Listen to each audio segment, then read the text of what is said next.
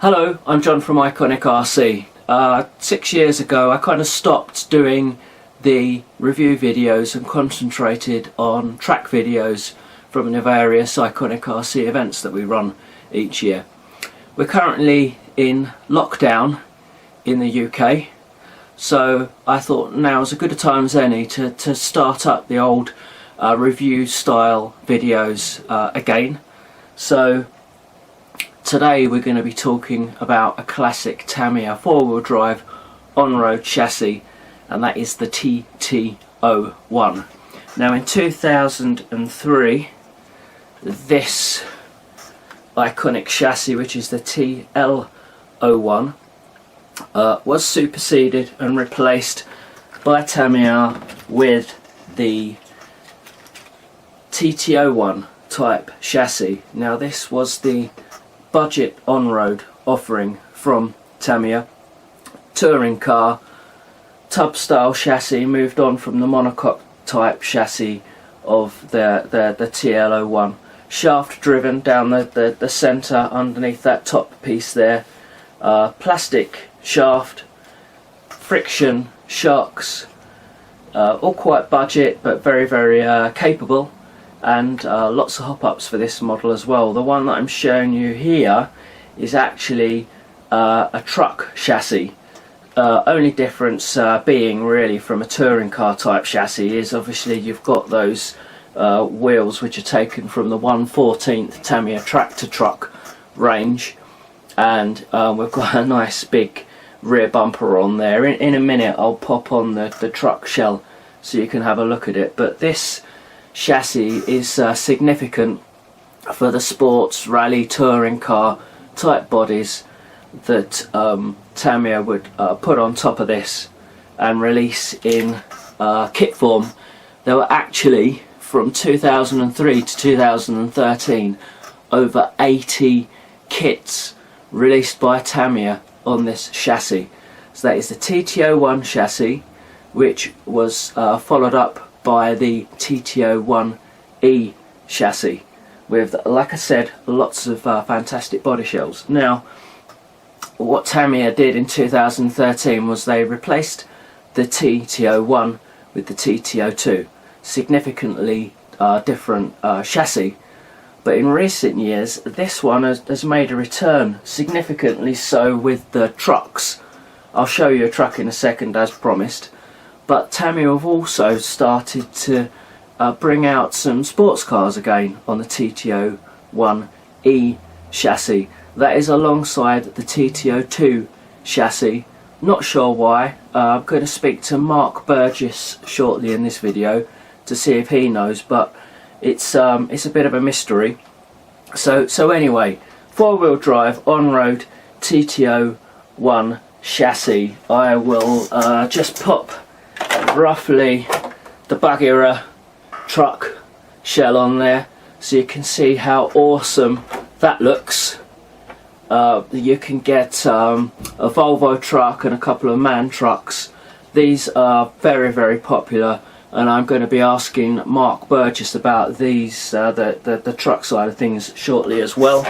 And here's an example of a newly released, we're in 2020 now, TT-01. That's a BMW A4. This was originally released, that body was originally released on the TA-03, I believe, chassis. Tamiya have brought it out on the TT-01 Type E. So this chassis is still readily available. So in this video I'm going to be showing you some photos of Iconic members' TT-01s. I'm also going to be showing you some footage from the Iconic Cup. The TT-01 chassis is very popular in our stock class of the Iconic Cup. You can also run it in the super stock class, hopped up a little bit, and also hopped up even more in the GT class. So it's a very popular budget Tamiya chassis. So now what I want to do is have a chat with a very good friend of mine. He really is an iconic racer for on-road, and that is Mark Burgess. Mark has been racing a long time. He's won national rounds at in four different classes. He won the first Euro Cup touring car class as well. More recently, much more recently, in January of this year, January 2020, he was a referee at the 112th on-road championships, world championships that is, at Milton Keynes. He's a well-known, very popular racer in the on-road scene, and I'm going to talk to him now about this TT-01. I want to know what the differences are between the TT-01 and the TT-01E, and talk to him a little bit about his truck racing. So we'll go now to Mark. So yeah, Mark Burgess, hello. Are you having a good Easter weekend? I am, yeah. It's a bit surreal. We were supposed to be somewhere else this weekend, so yeah, like everybody else, it's all locked down and staying at home. Right. So, yeah, but aside from that, doing very well, thank you. All right, cool. I mean, it's been really hot for the 3 days. Apart from today, it seems to chilled out. But for people watching, by the way, it's Easter bank holiday Monday, and yes, we are in lockdown, which is one of the main reasons why we're doing these videos and bringing in an iconic member and racers to talk to.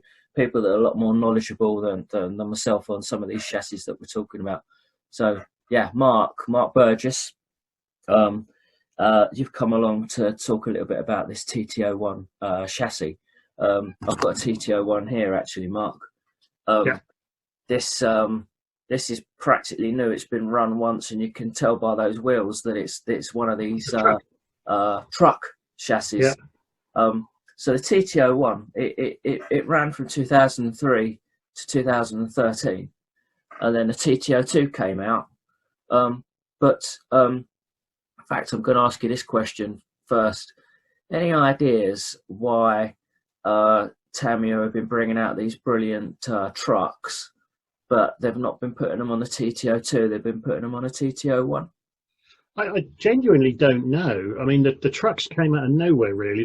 Tamiya, as you know, for a long while, have had a scale 14th truck, which has been really popular with people that like realistic vehicles. You know, I've seen them in shows. That happened to be over at ETS Vienna a couple of years ago, and saw them demonstrated there, and they've kind of got lights and they've got horns and everything, and they go really well. Yeah. And it's the same scale as that. They brought it out, and I heard nothing about the trucks at all. And then suddenly, like 3 weeks to go before I was going to go race in Vegas with Scotty Ernst at his indoor international championship, he posted that he'd seen this really cool class of truck racing in the American Tamiya Championship Series, the TCS, as you know, the big American Tamiya Championship. Yeah. In California, and it'd been really popular. And he said, "Wouldn't it be cool to do the same here?" Posted a set of rules, and I immediately thought, "That sounds great. I'll buy the kit." So that was the first I knew about these Tamiya trucks that were available on the TT-01 chassis. So yeah, it was a pleasant surprise to me that they were available, and I thought they looked really fun to race. And yeah, managed to get the kit and the bearings and the battery and everything sorted to those rules, got it built and took it over and raced it there. So yeah, I've got this. I've got the. I actually reviewed this one for Racer. I've got the Byard. Yeah. Which I tell you, that was an interesting shell to do box art. It's about 7 different colours. Oh, and the stickers, yeah. You'll recognise mine because you saw it race a couple of iconic series. So it's a good old faithful Coca-Cola truck. Yeah, because I think Carson. I'm sure Carson did a truck shell because I bought one and I put it on a TL-01 chassis a bit back. The only thing I can think of is so this is the, get this the right way around. This is the front. Yeah. Bumper on the back. Yeah. So the motor in the TT-02 is on this side, and it's quite proud. There's a whole housing across the top for airflow.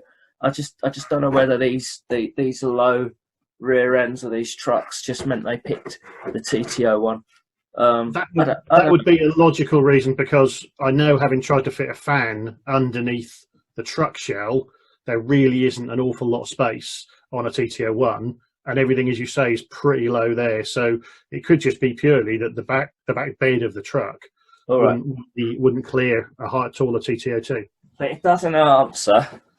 Got my next item here. It doesn't answer this one. The Audi A4. That's new out. Obviously, that shell's a classic Tamiya shell. Look at that TT-01 Type E chassis.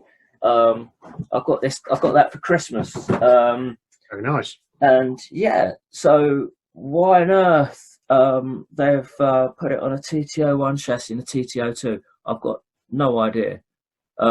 They are great chassis, but so are the TT-02s. I don't know. Who could?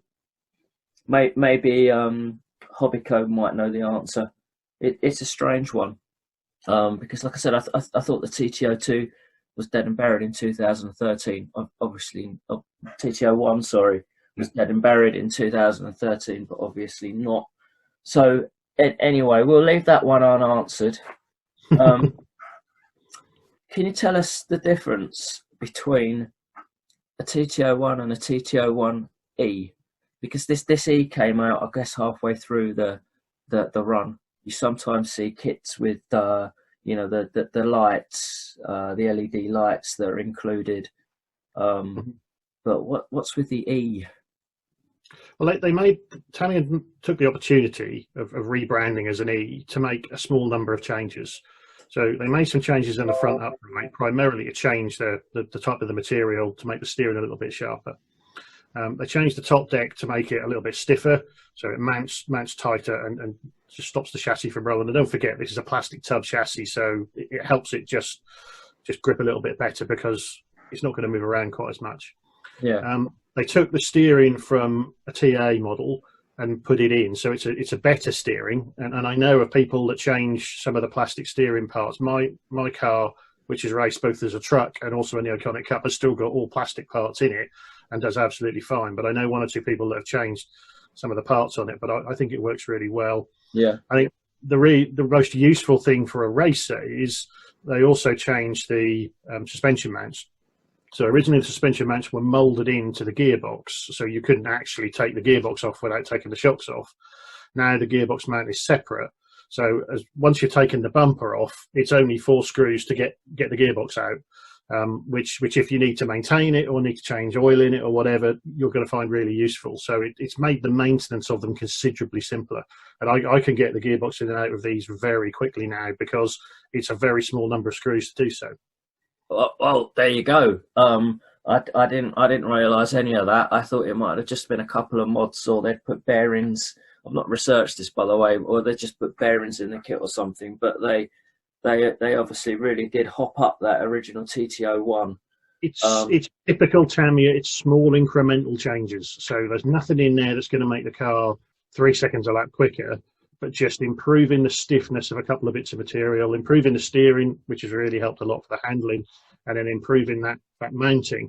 The other thing they did on the suspension mount is there is a second mounting hole a little bit further out. If you look on the rear hole, there's a second mounting spot further out. Yep. You've got it mounted in the traditional kit spot, and I've got mine mounted further out on the back, just to effectively give it a little bit more grip. So you actually have a choice of 2 mounting positions there, which wasn't in the original part. Oh wow! Okay, so it does sound like you're really at a disadvantage if you have just got a straight TT-01. The reason I say at a disadvantage is because I know a lot of clubs have got a TT-01 class, and kind of like a stock class, a budget class, because it is the budget chassis. So let's not forget the whole TA range that were produced at the same time as these. The TT-01 replaced the TL-01 as, if you like, the recreational budget type chassis, but still pretty capable to race. But like I say, clubs tend to have the TT-01 stock class, don't they, to try and just keep the budget reasonable for the people that want to race these things. I'd say so an E would make a difference. The great thing with Tamiya is the parts are usually interchangeable, so I'm pretty confident that they didn't change the TT-01 chassis mouldings. They won't have changed much else. So actually, this is just a few plastic sprues that won't be stupidly expensive to get done. Yeah, just to get it hopped up and yeah. I'm just looking at this. Should remember this Byard looks like it's friction shocks. They are friction shocks. Yeah, the American series that race these, they have what they call kit plus bearings. So effectively, you run the kit chassis. You can put bearings in. There's a very small number of things you can do. They ask you to run a round cell. So I happened to buy the Peak when I first bought it because that was one of the two that was on the list. It's still in the car, so it's round. It fits the mouldings. I think the other thing you and I have talked about before is the chassis is designed for round NiCad cells and a stick. A number of people want to put lipos in here, so it does mean taking the ribs out. Yeah, I was very keen not to do that, so I still run that round cell. And whilst it's perhaps not the most modern of lipos, it still works absolutely fine. Yeah. Those ribs, if you can see them, grab a pair of pliers and you can rip those out if you've got a block pack type lipo. What I would say is that there was a time when you'd have been at a disadvantage. So this set is a kind of 45C set. There's some others I've seen that are 50. I am now seeing some more modern lipos, 100C plus, coming out in that stick set. So I think we'll get to a point where you've got competitive lipos available in that Tamiya round stick set that we'll all be able to use and perhaps won't need to modify as much. But as I say, I've been perfectly happy still running that round set. It kind of amuses me a bit to still run something which is a little bit old school. Yeah. We'll love that. We'll love that. So the American series run, as I say, kit plus bearings. So they have very restricted rules. And when I first read them, I kind of thought they sound a bit over the top. But actually, they've got kit motor, which is the Tamiya torque tuned. They've got kit speed controller, which is all well and good for kind of some short runs, but doesn't have a lipo cut-off, which is why for Iconic we allow the Hobbywing 1060. And they have a kit gearing. Now, I have to say that of all of the classes I've run, having a whole series of cars that are running pretty much the same battery, pretty much the same, exactly the same speed controller, exactly the same motor on a kit gearing, there is no speed difference. So it completely comes down to kind of how you drive the car. The friction shocks in America is what you have to use.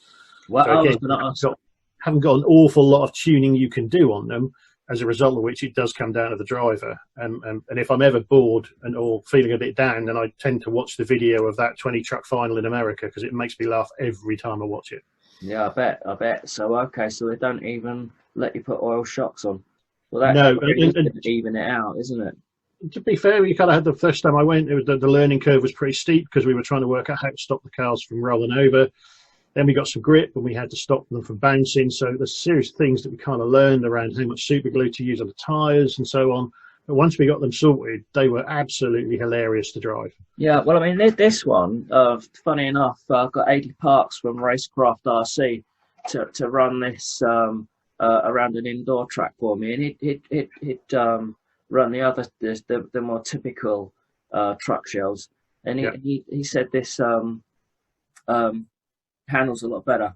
It kind of makes sense, doesn't it? Even for if you like a fun class. Would the American series allow this Byard? They do. So as long as it's either the man shell, so there were two man kits, but they were the same body shell with different stickers, or the Fat Fox, you're allowed to run either. I know people that really like the man shell because it gives them weight over the front, so it's a heavier shell towards the front because it's flat fronted. Yeah. And I know people that like the Fat Fox shell. Personally, I can get scale in either because I like scaled truck shells, particularly for full-size racing. So I've seen a couple of places that are doing various sticker sets, and they look really good on those shells because there's a lot of bodywork. The only problem with them is they're like Tamiya, an absolute work of art, but they take a lot of cutting out and a lot of stickering up, but they look beautiful. Yeah, this was a racer review, so at least 7 different colours.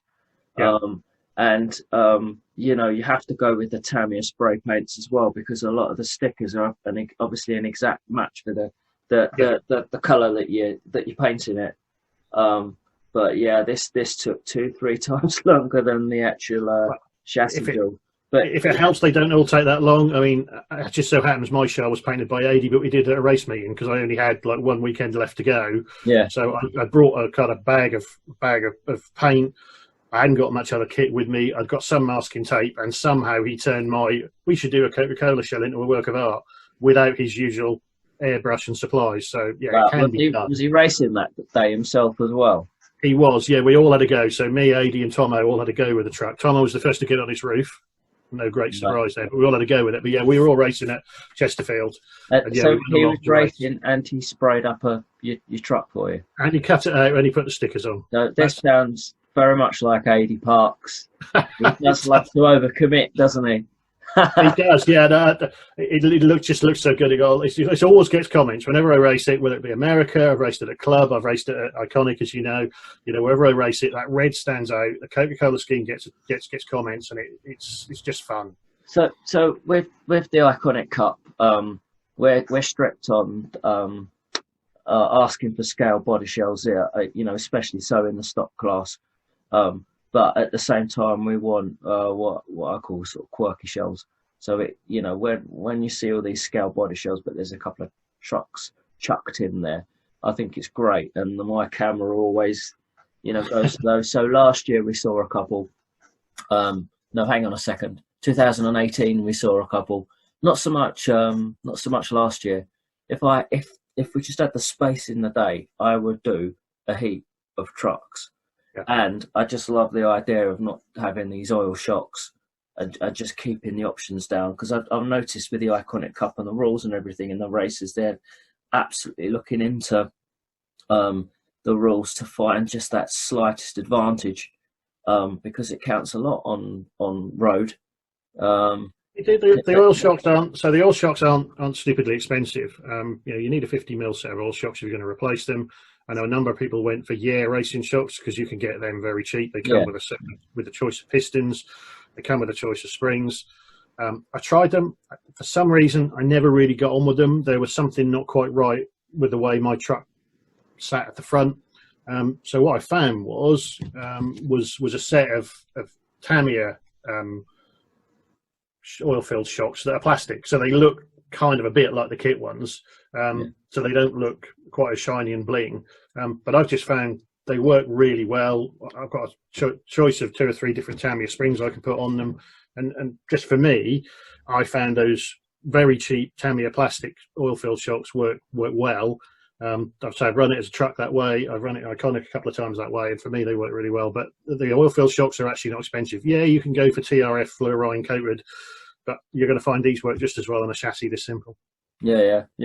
So you, if we can get the Iconic Cup up and running this year, we are in lockdown. There's a lot of uncertainty around. If we can get the Iconic Cup up and running this year, I believe you plan to enter a TT-01. I do, yeah. I just, I'm at a point now where I've been racing for a long time, and so I do things that amuse me or that I find interesting, and so the idea of taking a TT-01 I'd raced as a truck and turning it into something I race at Iconic just really appealed to me. So yeah, I would plan to race that in stock class. I toyed with super stock because I've got a Lotus Elise shell that I really like in gold leaf Lotus colours, but I like the idea of doing it in stock. It's a slightly more restrictive set of rules. It means a little bit more work in terms of thinking about how you're going to set the car up for those rules. It's going to mean I have to find another body shell, and I'm currently kind of toying. I've seen some amazing old rally colour schemes and body shells. So kind of Escort Cosworths that reminds me of the original Eurocup layouts. I've seen some Pretzes, I've seen some Audi Quattros. So it might well be one of those. We've got enough time in lockdown for me to think of a scheme, get the paint, get the stickers, and get it done without me having to panic and get something done in 5 minutes. I'm kind of looking at the options at the moment. Yeah, this year in the stock class we are, clamping down. We're trying to. You help me. We try to ensure that it is touring car or rally type bodies, and move the sports car type bodies to the super stock, just to differentiate between the two classes. The TT-01, TT-01E is obviously eligible in super stock and GT touring cars in the Iconic Cup as well. I think we said if we were going to run it in super stock or GT, we were going to allow one or two of the more one or two of the more hop-ups, I think. Yeah. Mark Bristow. Mark Bristow last year. He was running a TB in the GT TBO something TB02, and it kept giving up on him. And he had his TT-01 fallback car, and he was just right up there with everyone in the A finals. I've been very tempted. It wouldn't take much. I mean, my car, oil shocks is on it. I run the alloy motor mount just because the gearing we run on the brush motors gets quite warm. So I run a fan on it as well, but I run the alloy motor mount, which is exactly the same as the Tamiya one, just molded out of alloy. Yeah. I also run an alley prop shaft because the speed we're going with the gearing we've got, the plastic kit prop shaft can move around a little bit. Now, when I was running kit gearing in the truck, I didn't bother changing it because it was kit plus bearings and it worked really well. But at the speed we're going, I really didn't want to think about what damage a rotating prop shaft would do if it went pop halfway through. So I don't run an awful lot of hop-ups on mine. I don't run the different hexes on the wheels. Those are still plastic kit. I keep it pretty simple and literally only have 2 or 3 of the hop-ups, no more than I need. Yeah, it works, doesn't it? That the stock class, it has evolved over the years in the Iconic Cup. You know, guys are racing TL-01s or TT-01s. I can never really tell unless I'm wandering around the pits. But I think most of the guys now are using the TT-01s. I just think we can conclude that it's a great budget chassis, and Tamiya, for some reason that we can't figure out, is still more than happy to release not just trucks but cars on that chassis as well.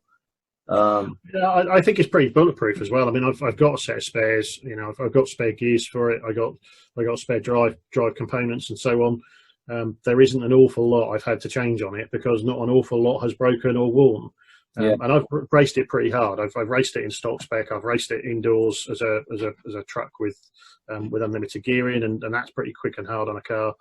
I've raced it outdoors, so much of this is the original car. I can't think of very much I've changed. You do need the high-speed gear set, and I know we had a couple of conversations around that. So I've fitted those, and occasionally I've had like a gear go. There's a little part there that can sometimes go. So that's about the only thing I can really remember I've had to change on the kit. So they're pretty bulletproof. Yeah, they're easy to build. They're easy to set up. They're good fun to race, and they don't need an awful lot of change. I can see why Tamiya have carried on. I can see why they're so popular in both our class and also, as a truck racer. You see the Dutch Tamiya Cup. You see some others. They're still racing a basic TT-01 and having great fun with it. Yeah. So that original run was a long one. It was 10 years. And short hiatus and back again. So I think we can conclude it's a pretty epic chassis from that manufacturer that we both really love. Mark, that's been great. I'm going to try and find some footage. You ran that Lotus body shell last year at West London, didn't you?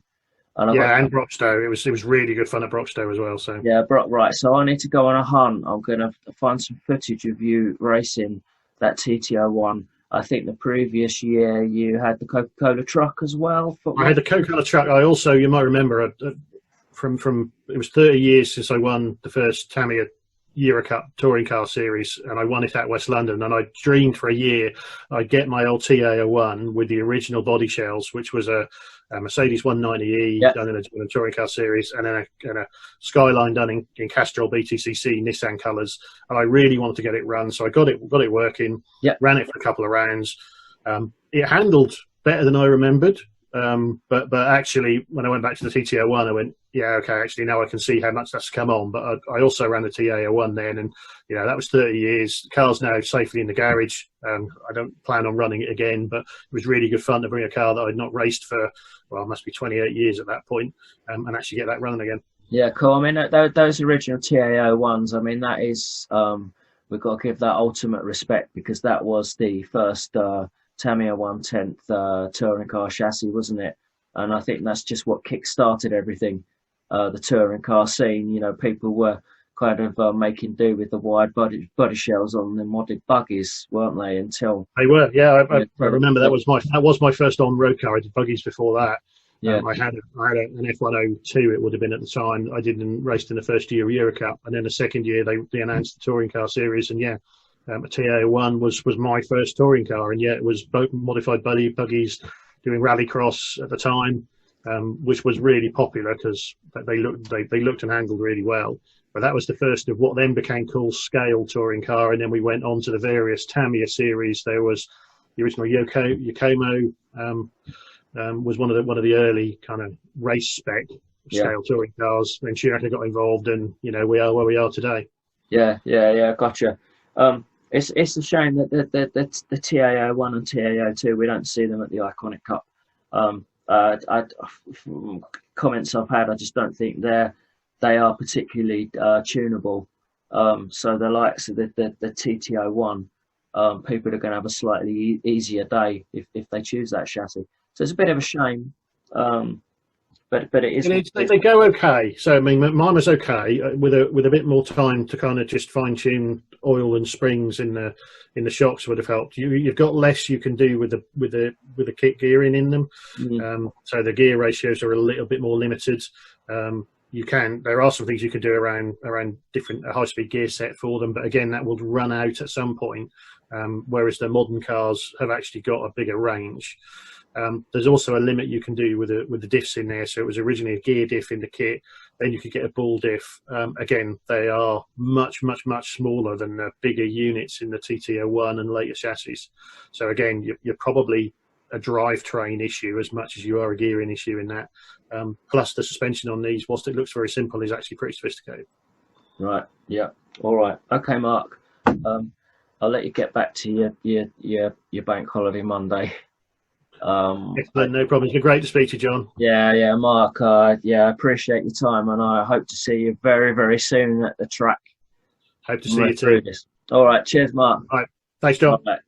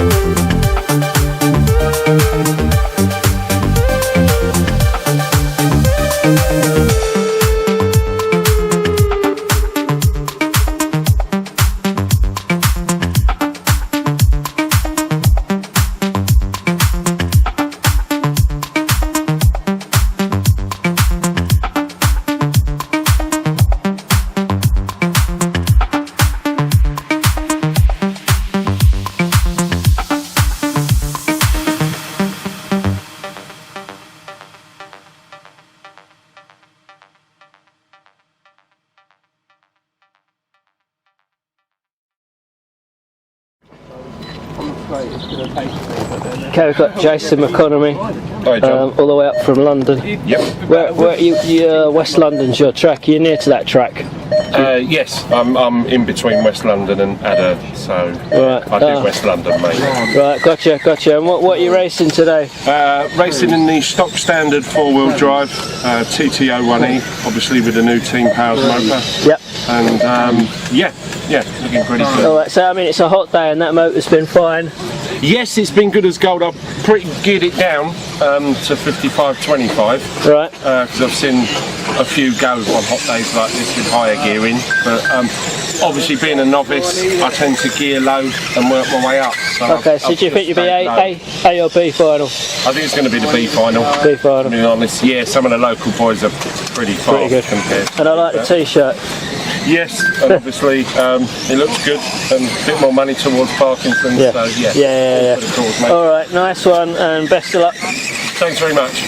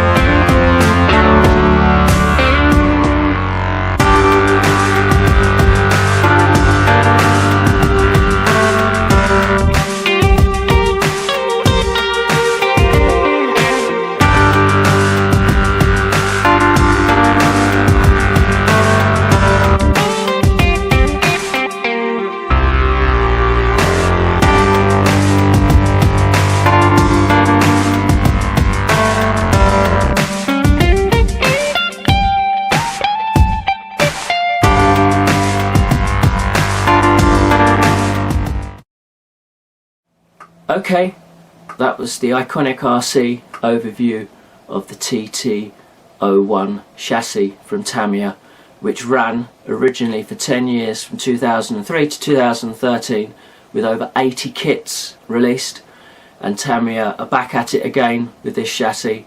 We've seen some lovely sports cars along with the trucks as well. Big thank you to Mark Burgess for joining me, and the contributions from the other Iconic members. You've seen pictures of their cars on this video too. So I will be back soon with another Iconic overview.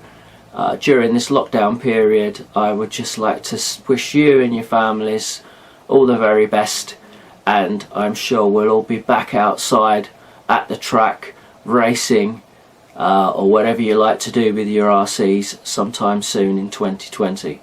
Cheers.